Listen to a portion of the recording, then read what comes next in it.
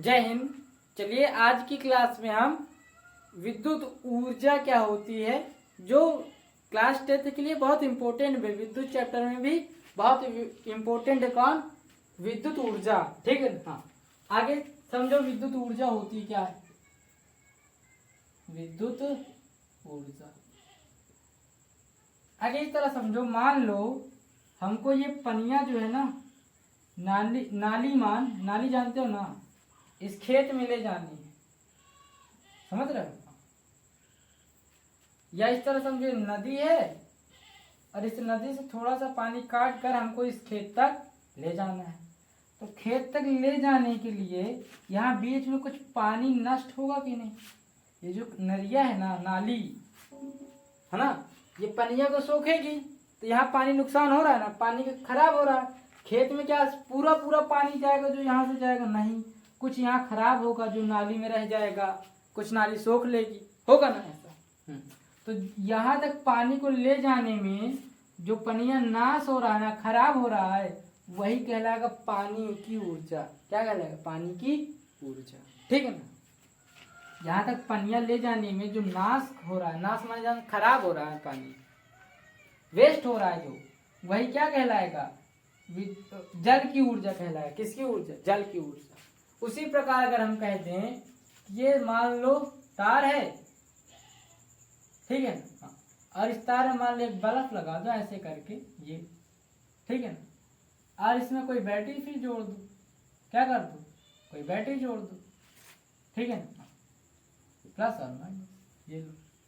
तो इस बैटरिया से जो धारा निकल के यहाँ तक जाएगी, फिर यहाँ चल के यहाँ आएगी, तो इसमें कुछ खर्च होगी धारा। जैसे यहाँ पानी खर्च हो रहा था, वैसे इसमें धारा भी खर्च होगी।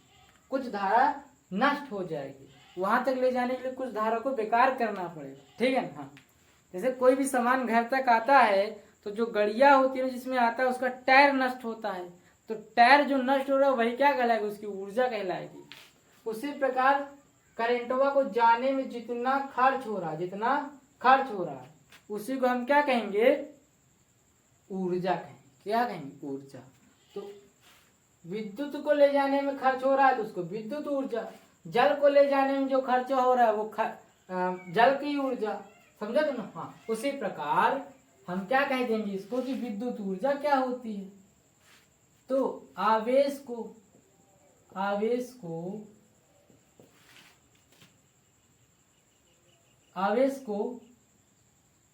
तो ये ऐसे कर लो, एक बिंदु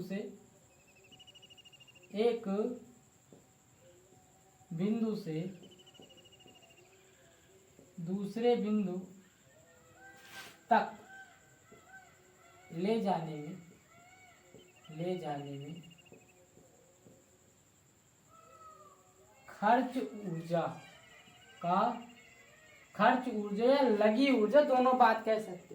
खर्च ऊर्जा कहा चाहे लगी ऊर्जा को विद्युत ऊर्जा कहा विद्युत ऊर्जा कहते हैं।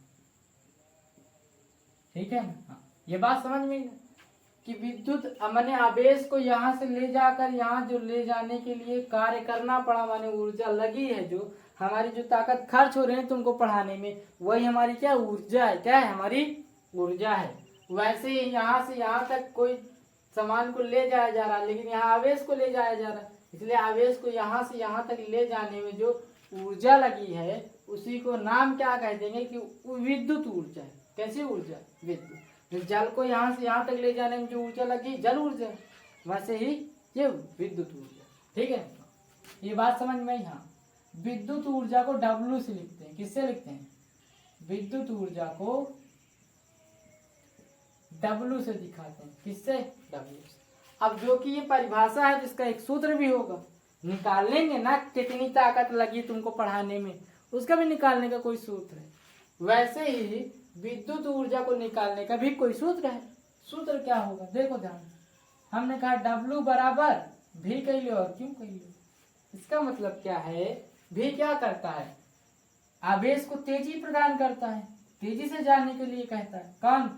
वोल्ट। अगर यहाँ ज्यादा वोल्ट लगा दिए तो इसमें जल्दी आवेश बहने लगेगा, कम वोल्ट लगा रहे धीरे धीरे मरा बहेगा। ठीक है। हाँ, तो कितना तेज वोल्ट बह रहा है और कितना आवेश जा रहा है, माने वोल्ट कितना बढ़ा है, माने प्रेशर कितना लग रहा है और कितने आवेश के कण भाग रहे हैं, इसी को गुणा कर दो, उसका कार्य निकालना है। नहीं समझ में समझिएगा ध्यान से। मान लो कोई व्यक्ति बोरी ढो रहा हो, ठीक है ना, तो अगर वो 1 घंटा से बोरी ढो रहा है तो हम क्या देखेंगे, वो कितना कार्य किया कैसे देखोगे, उसने कितनी तेजी बोरियां ले गई और कितनी बोरी ले जाता था, एक निश्चित समय में कितनी बोरी ले जाता था। तो जितनी बोरी ले जाता था और कितनी जल्दी ले जाता था, इन दोनों को देख लेंगे तो पता चल जाएगा उसने कितना कार्य किया। अगर जल्दी ले जा रहा था तो ज़्यादा बोरी जाएंगी, और जस के ज़्यादा बोरी जाएंगे तो उसका कार्य भी बढ़ जाएगा, अगर उसका काम क्या हो जाएगा, बढ़ जाएगा। सेम भाई, तो ये क्या हो गया, ऊर्जा का सूत्र हो गया।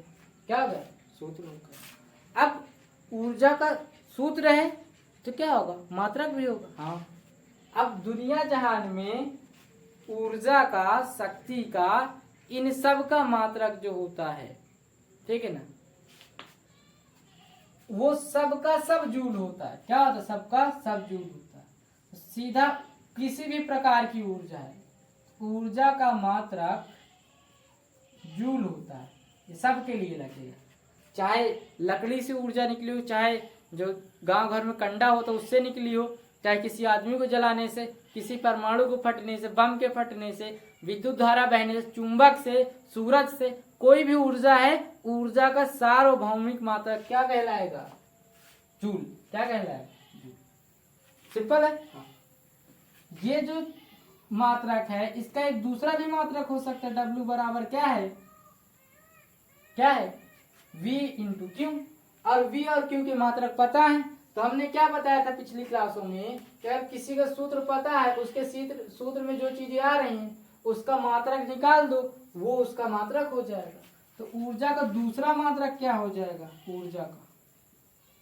तो तुमने यहाँ क्या देखा, V का मात्रक क्या, वोल्ट है,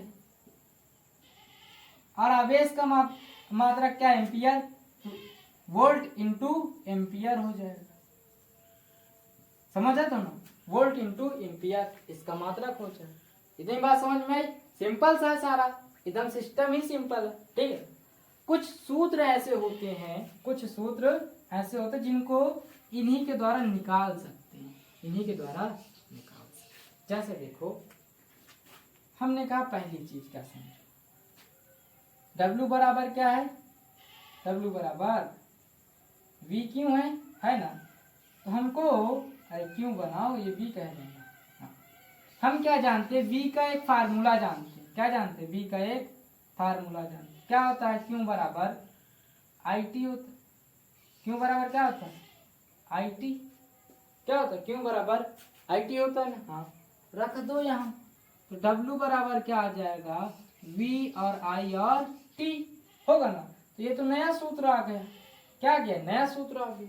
सर जी तुम तो गजब बताए हो, VIT ये भी सूत्र होगा ये, क्यों, क्योंकि क्यों के दर पर इसको रख सकते हो। ठीक है, तो गुरुजी जैसे क्यों के दर पर रख रहे हो, तो V का भी तो तुम सूत्र बता रहे हो, तुम V का भी तो सूत्र बताए थे, तो क्या यहाँ हम V का सूत्र भी नहीं लिख सकते, क्या लिख सकते हैं। तो V बराबर क्या होता है, RI। क्या होता है, V बराबर क्या होता है, RI, यही होता है। हाँ, समझे तो ना, V बराबर RI। इस RI को यहाँ फिल कर, एक और नया सूत्र बन जाएगा। दूसरा सूत्र क्या बन जाएगा, अगर इसको रखोगे तो W बराबर V के दर पर RI, और I पहले से है, T भी है।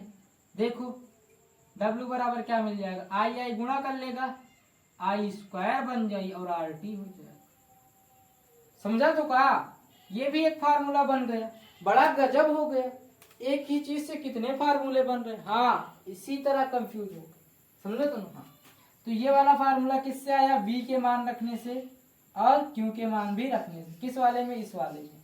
ये वाला फार्मूला किससे आया, केवल Q का मान रखने से। ठीक है ना। तो हम क्या कहते हैं, इसको मिटाकर इसको हम दूसरा नाम दे दें, अगर कि हमने इसको क्या किया, इसमें क्या किया, हमने इसमें क्या किया है, पहले जो ऊर्जा थी वो वोल्ट और आवेश के रूप में थी। किसके?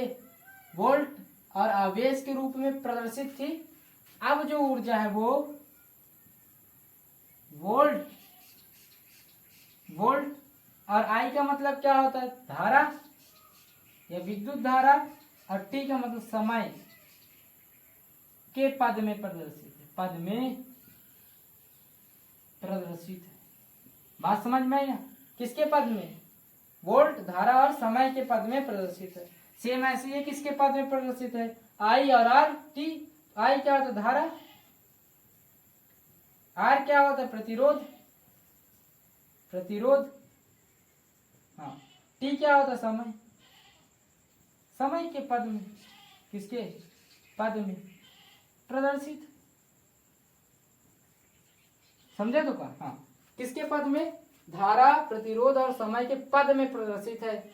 वोल्ट, धारा और समय के पद में प्रदर्शित है। तो अगर हम ये फार्मूला दे दें और कहें इसको धारा वोल्ट और समय में प्रदर्शित करो, तो तुम ये ऐसे बदल लोगे ना? सर जी कुछ नहीं, बस क्यू का मान यहाँ फिल कर दो, क्योंकि क्यू बराबर आई थी तुम बताए ना हो, ये बन जाएगा। फिर हम कहें धारा, प्रतिरोध और समय के रूप में पद के रूप में प्रदर्शित करो, तो ये वाला रख देना। एकदम सिंपल सा है गुरु जी। तो ये 3 फार्मूले मिल गए ना? हाँ, समझा तुम? ऊर्जा समझ में आया? क्लियर है बात? हाँ। तो ऊर्जा क्या होगी? हमने क्या पढ़ा? ऊर्जा क्या होगी? आवेश को एक बिंदु से दूसरे बिंदु तक ले जाने में जो ऊर्जा हमारी खर्च हो रही है, वही क्या कहलाएगा? विद्युत ऊर्जा कहलाएगा। विद्युत ऊर्जा W से लिखी थी, W बराबर होती है VQ, याद है कह लो, ठीक ना? इसका मात्रक होता है जूल। दूसरा मात्रक क्या होता है? वोल्ट एम्पियर होता है। इससे सूत्र क्या बन गया? V बराबर IT। तो ऊर्जा का सूत्र ये भी है, ऊर्जा बराबर I² RT बन गया। तो ये भी ऊर्जा का सूत्र है, ठीक है। कल की क्लास में हम क्या देखेंगे? शक्ति के बारे में देख लेंगे, शक्ति क्या होती है, और किसी क्लास में हम बताएंगे प्रतिरोध, प्रतिरोधकता, ठीक है ना, ये सब क्या होता है, ठीक है ना। और प्रतिरोधक, तो 3 चीजें होता है, प्रतिरोध, प्रतिरोधकता और प्रतिरोधक। ये 3 चीजों में बहुत कंफ्यूजन होता है, इसको एकदम क्लियर कर